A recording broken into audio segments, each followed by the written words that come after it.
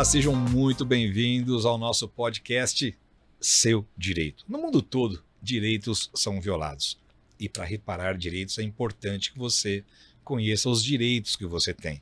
E aqui a gente fala de coisa séria, porém de forma descontraída. Você vai ver que esse é o tipo de podcast que você vai querer assistir sempre. Porque a gente fala aqui sobre informação, a gente fala de um assunto de forma educacional, a gente fala aqui de forma para que você se instrua e automaticamente que você se conscientize e ajude a mudar a sociedade, fazendo com que todos tenham o seu direito, sabendo também que o seu direito termina quando começa o do outro, né?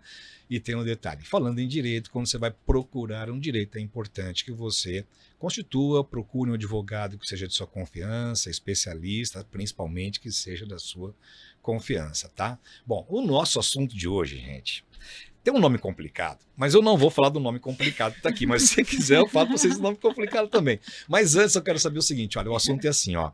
Imagina que você é julgado e a justiça pode não ser cega e ela pode julgar você de forma diferente pelo fato de você ser homem, ser mulher ou não binário.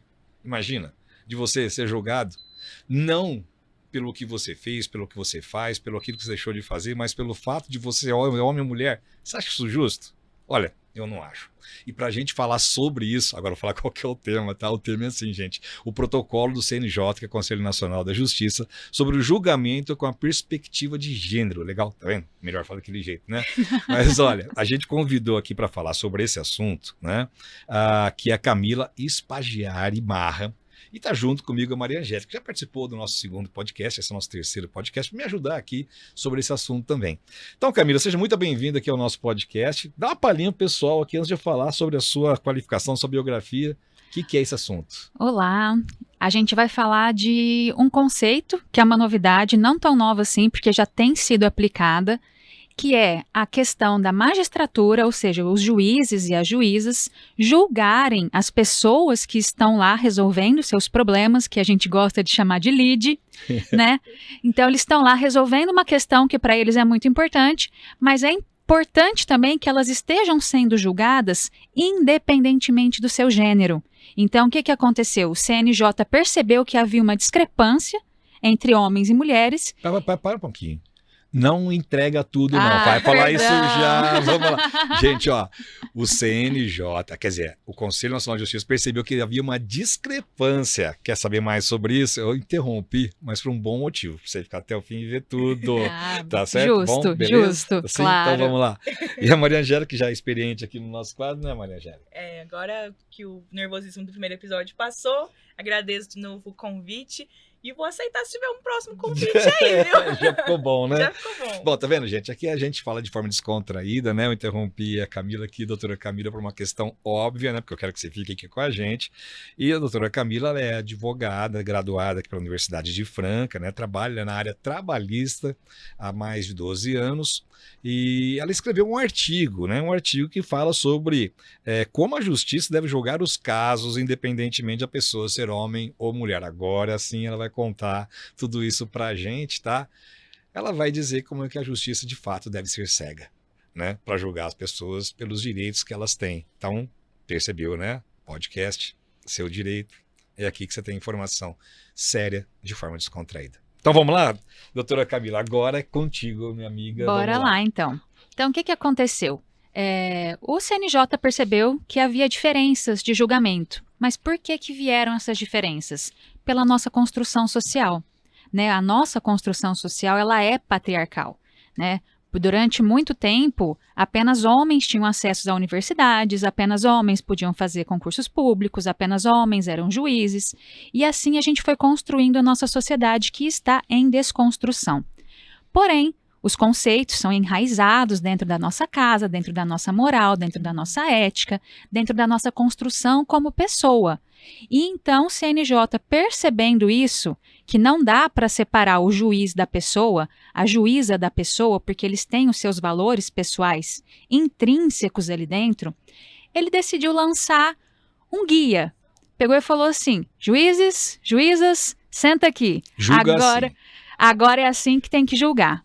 E como é que tem que julgar? Sem discrepância, sem preconceito, sem descriminalização do gênero da pessoa. Seja homem, seja mulher, tem que ser julgado igual. É Tem assim. tem um princípio, né, que a gente fala que é o princípio da efetividade, né, que é, por exemplo, a questão cultural, a carga pessoal que cada julgador... A gente sabe que é difícil julgar também, né, gente? Eu, por exemplo, não seria capaz de julgar, porque eu sempre iria pender para um lado. Então, eu sei que eu seria um péssimo juiz, né? Então, eu sei que é difícil também esse trabalho, mas as pessoas também, elas nascem, por exemplo, numa casa em que existe uma questão muito patriarcal, elas nascem numa questão onde os valores são muito mais tradicionais e outras são mais informais, né? Isso tudo reflete no julgamento também, né? E aí tem essa pegada mais de ser uma pessoa que está ali, homem ou mulher, né? Sim. Então é nessa pegada que vai. Então, esse protocolo, né? Eu achei interessante isso, né? Pra te falar a verdade, eu não conheci profundamente esse protocolo, eu quero saber agora como é que funciona. Aí, então, houve uma pesquisa de dados, de julgamentos e de resultados de processo. Exatamente. Em que em uma determinada situação, uma pena era mais pesada para uma mulher do que para um homem. Pelo mesmo ato. Pelo mesmo ato. Ou então dentro da esfera trabalhista, por exemplo. A gente tem um número muito grande de empregadas após retornarem da licença maternidade que são demitidas. E isso, no mínimo, chama um alerta. Peraí, porque antes da gestação era um trabalho super bem desenvolvido e bem remunerado e ela iria ser mantida na empresa, e agora, porque ela foi mãe, e é uma condição só de mulher, né, após a gestação, por que agora ela vai ser demitida? Né? Então, passou-se a observar esse tipo de comportamento, não só das empresas, mas como comprovar que essa dispensa é discriminatória? É claro que é discriminatória em razão do gênero, só que é difícil você coletar provas para isso. E com o guia, né, do CNJ, agora é possível você olhar lá, o juiz olhar lá e falar assim, opa, eu tenho dados que me falam isso. Então, será mesmo que essa dispensa foi por livre arbitrariedade da empresa, o seu jus postulante ali, de falar, não quero mais o funcionário, vou mandar embora, ou mandou embora porque agora a empregada agora é mãe, estava de licença, aí eles presumem que vai ser um custo, vai faltar por causa de reunião de escola, vai faltar para levar filho em médico, enfim, toda essa estrutura social que a gente sabe como funciona. Entendi. Camila, você comentou que esse protocolo foi criado com a intenção de ser um guia. Por quem que ele foi criado? E por que ele foi criado assim? Quando, quero dizer, né? Bom, esse protocolo ele já está em validade desde o ano passado. 2022. Isso, 2022. E ele foi inspirado num protocolo feito no México, que foi uma sugestão da própria ONU. Então, o primeiro protocolo para julgamento com perspectiva de gênero veio do México. Que legal. Que tem, assim, um histórico de desenvolvimento de leis sociais, assim, 1000 anos-luz na nossa frente. Que legal. Então, foi desenvolvido lá. Nós meio que copiamos com algumas nossas alterações necessárias. E foi desenvolvido um grupo de estudo para desenvolver esse protocolo, envolvendo todas as esferas da justiça. Estadual, trabalhista, federal, militar, eleitoral, tudo foi levado em consideração. Tudo, para que todas as áreas fossem abrangidas. Que legal. E nesse protocolo, né, a gente está falando da diferença de gênero. Ele trata só da diferença de gênero ou tem outras particularidades sociais também que são envolvidas? Ele envolve outras minorias também, porque minorias, assim como as mulheres, né, que nós somos consideradas minorias, elas também demandam no judiciário. Então, o direito de mudar o nome, o direito de mudar de sexo, o direito de adotar quando é um casal homoafetivo. Então, ela abrange também as minorias. Então, por que é diferente eu, Camila, e o meu marido adotarmos uma criança?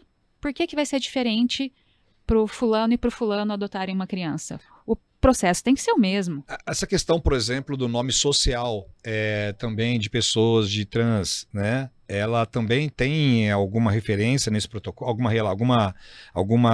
O protocolo faz referência também a alguma situação dessa, também de julgamento? Ele fazia, num primeiro momento, porém agora, com a própria lei do cartório, que facilitou muito a vida de quem quer mudar o nome para o nome social, agora é muito simples, então agora não há mais necessidade de ter um processo.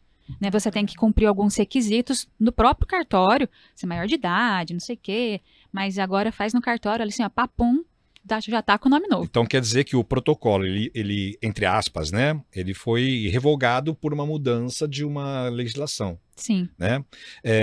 Então a gente pode ser assim, vamos pensar, otimista ou até mesmo, vamos dizer, não, isso é um sonho, não é uma realidade, é uma utopia, de a gente também ter uma legislação para esse tipo de tratamento e não ser só um protocolo?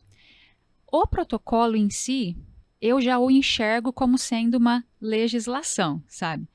Porque eu acho muito difícil colocar o óbvio, embora na nossa Constituição esteja escrito óbvio, né? Claro. Homens e mulheres são iguais. Isso. Isso é o óbvio.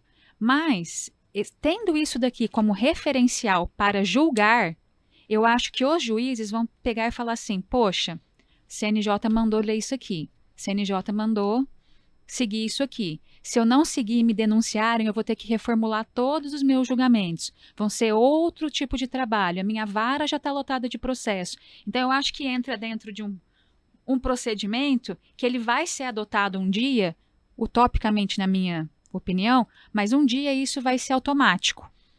Um dia as diferenças vão ser levadas em consideração para que sejam julgados iguais. Porque lembra quando a gente estudava direito que tinha tipo equidade, igualdade, justiça, que tinha os banquinhos diferentes para todo mundo ver o estádio? Isso aqui, aquilo é o protocolo. Exatamente isso. Você dá ao diferente o que ele precisa para ser igual. Então Entendi. isso eu acho que é muito interessante. Eu e a Maria Angélica estava cogitando aqui enquanto você estava falando, né, Maria Angélica, sobre que ele foi então desenvolvido para os juízes, né? Quer dizer, o protocolo é direto para o juiz, Pro né, Maria? julgador, né? Pra quem tá julgando. É Sim. um guia prático, um passo a passo. É um passo a passo de como julgar com igualdade, sem discriminação, sem preconceito. Tá. Questão prática. Você já viu, né, algum advogado citar o protocolo eventualmente em um recurso para Eu. poder... Eu também já usei. Já usou? Em primeira instância. Eu uso. Então quer dizer que isso já é uma prática recorrente, Sim, né? eu peço a aplicação do julgamento com perspectiva de gênero quando... Não foi combinado. Não. Vou falar, não foi combinado essa pergunta. Não foi. Não foi. Tanto é que eu falei um tipo, tipo, aqui. Eu uso o protocolo sim, justamente porque eu tento fazer uma atuação de uma advocacia feminista. Então, para as minhas clientes, vou dar um exemplo que aconteceu recente. Empregada, ela não tinha contrato de trabalho formal, engravidou, mandaram ela embora. Na cabeça dela, não tenho carteira de trabalho assinada mesmo. Falei, opa, calma.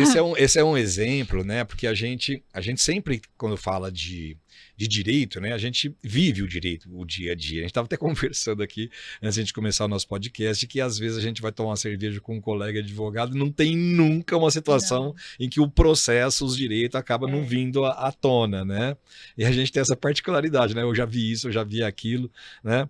E a gente sabe, né, que todos os advogados veem essas situações todas, né? Dentro dessa situação, né?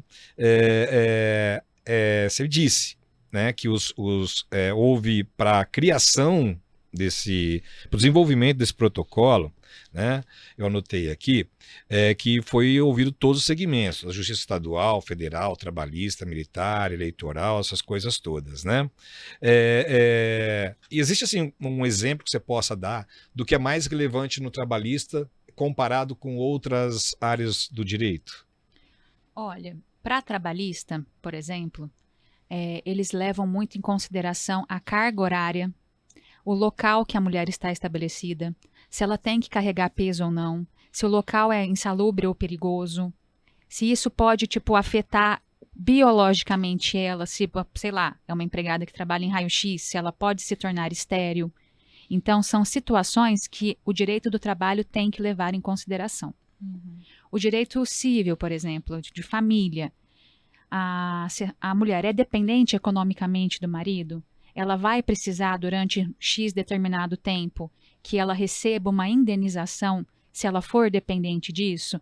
Mas ela tem 24 anos, ela pode trabalhar numa empresa terceirizada limpando banheiro de shopping. Ok, tudo bem, ela tem idade para isso? Ela tem a questão de disposição para isso? Ela tem, só que ela ficou 12 anos fora do mercado de trabalho. Então, não tem que verificar essa discrepância de realidade? é como uma pessoa, por exemplo, que não tem um estudo, sempre existe uma atividade braçal, pesada, e só há oferta no mercado de trabalho para um trabalho mais intelectual, né? Quer dizer, já há uma divergência de situação. E aí você verifica isso também, como você está dizendo, dentro dessa questão da mulher no exercício da atividade profissional. Eu vi um caso, eu vi um acórdão, a gente fala em acórdão, a gente sei que não é nada jurídica, é uma decisão que os juízes decidem, vários juízes eles acordam decidir de alguma forma, né?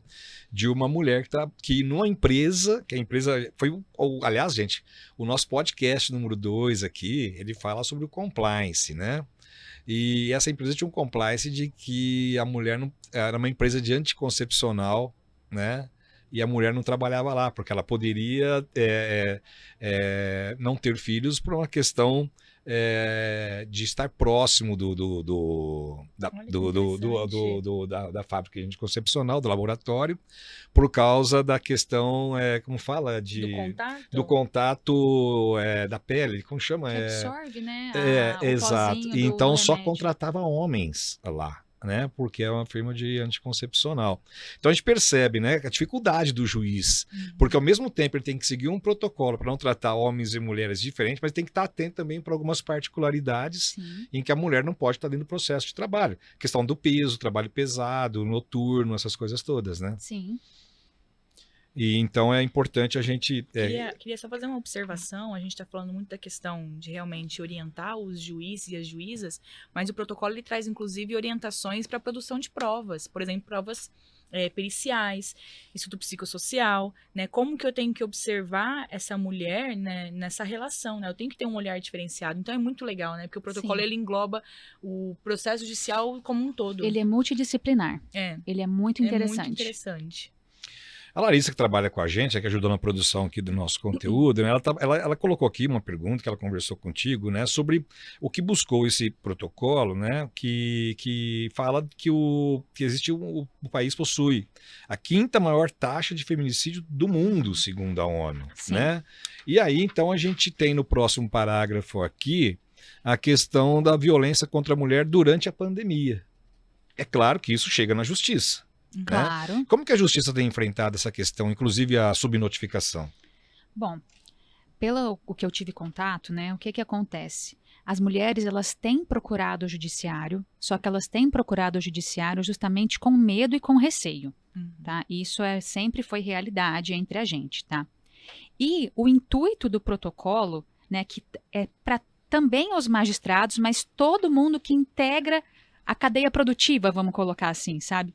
Que é amparar, acolher, saber encaminhar para um ambulatório, saber tomar o depoimento, saber regularizar a situação dessa mulher, prover segurança para ela, psicológica, física, policial, quando necessária. Então, o protocolo ele vem também para a gente aprender a fazer essa parte de acolhimento multidisciplinar, que a gente acabou de falar.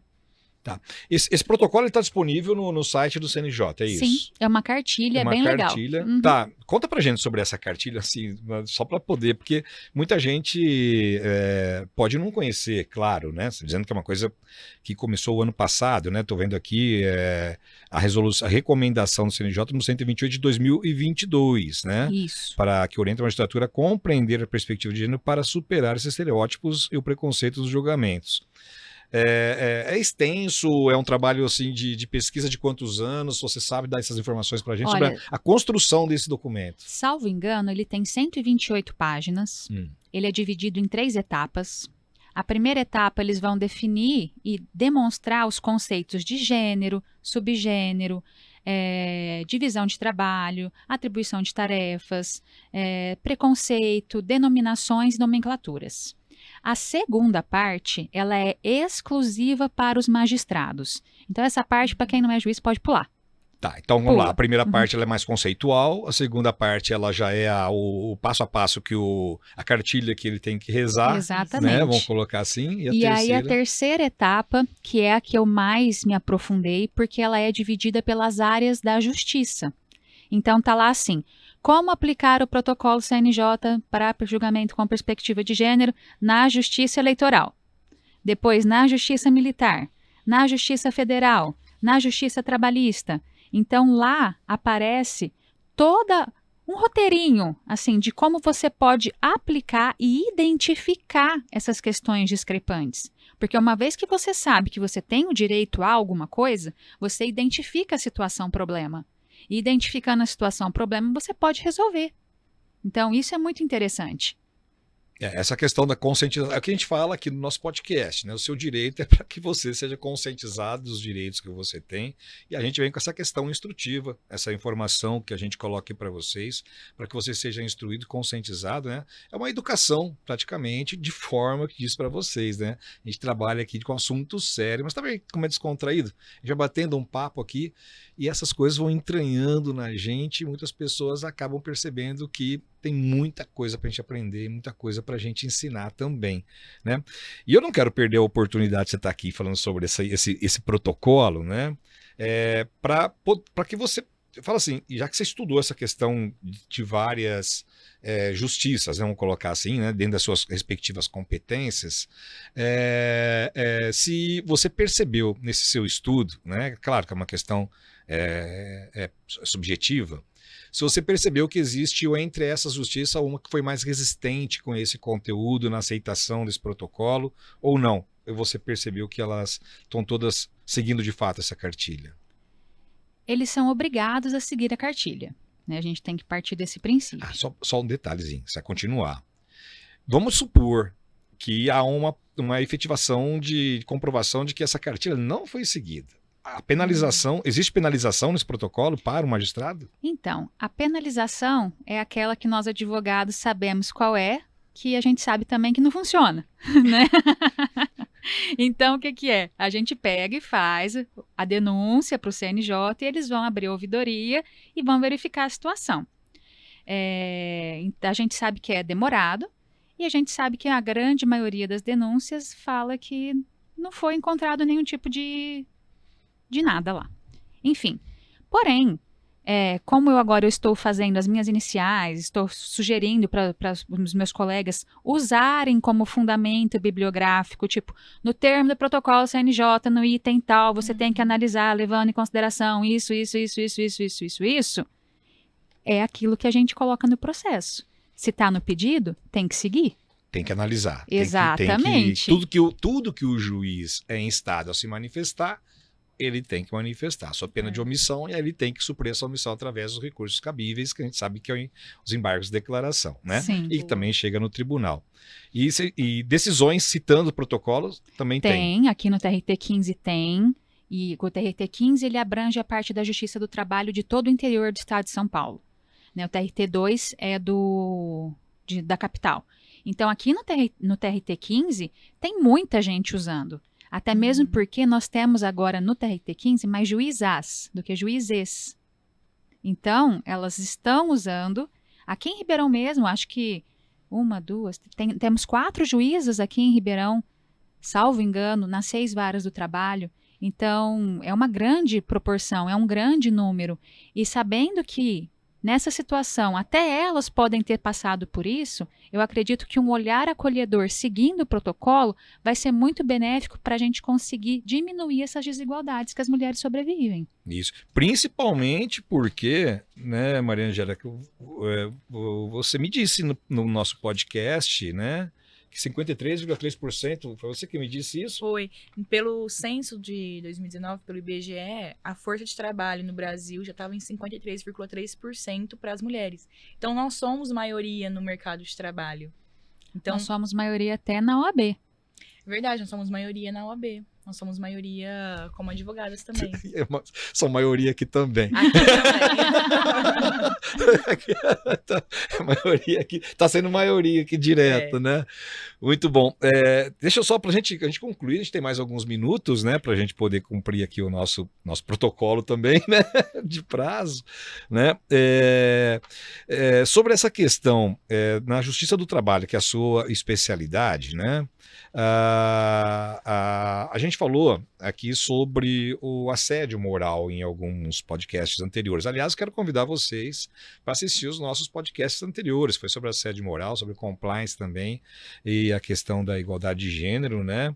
E a gente então sabe, né, que se está falando de mulher, a gente ouviu falar aqui dentro do nosso podcast, aqui no Seu Direito, que as mulheres demandam mais sobre a questão do assédio moral, né? Então, para a gente concluir, né, e já dar uma pegada dentro dessa conquista toda que a gente fez durante esse mês que a gente iniciou o nosso podcast, dessa questão do protocolo com o assédio moral.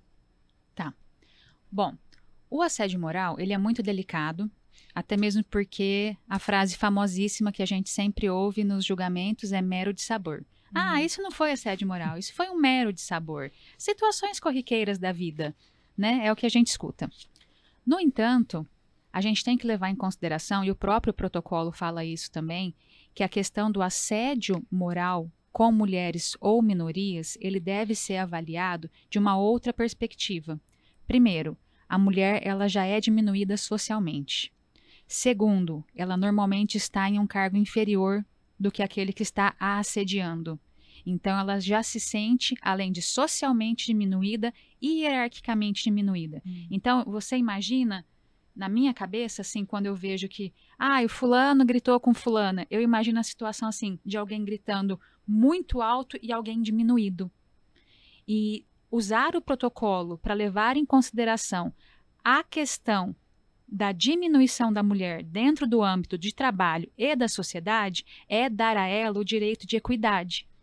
Então, é por isso que eu acho que ele deve sim ser aplicado não só na justiça do trabalho, mas na civil, numa questão de diminuição com o marido, numa questão de dissolução de união estável, numa questão de cobrança, resolução até com o direito do consumidor. Porque muitas vezes alguém compra alguma coisa e, só porque é uma mulher comprando um carro, por exemplo, o cara já acha que pode passar a perna nela.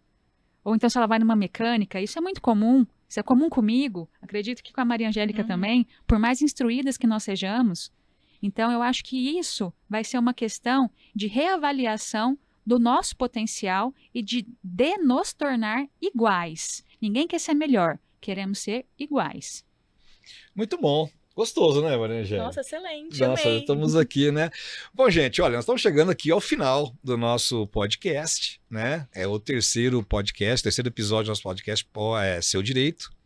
E a gente teve aqui a presença, né, da Camila Spaggiari Marra, falando sobre essa questão de se você tem um processo na justiça, de você ser julgado pelo direito que você tem. Que a justiça seja de fato cega, para que ela analise o direito que você tem, independentemente do seu gênero. Não é isso, Camila? Para a gente terminar, uma palavrinha para as pessoas que não conhecem o protocolo, a importância disso e como deve ser visto. Bom, gente, esse é um benefício para toda a sociedade, não só para as mulheres em si, mas também para homens aprenderem, para as outras minorias saberem que não estão sozinhas e que elas estão sim sendo amparadas, mesmo que a passos de formiga existe esse amparo. Então busque realmente o seu direito, como é o nome do podcast, porque ele vale a pena ser buscado. Você só vai conseguir atingir aquilo que você quer a partir do momento que você buscar efetivamente o seu direito. Que Muito lindo, bom. maravilhoso. Gente, com isso a gente encerra aqui mais um nosso podcast. Você segue a gente, se inscreve aqui, mande sugestão e tem aí sempre anotado com você podcast Seu Direito.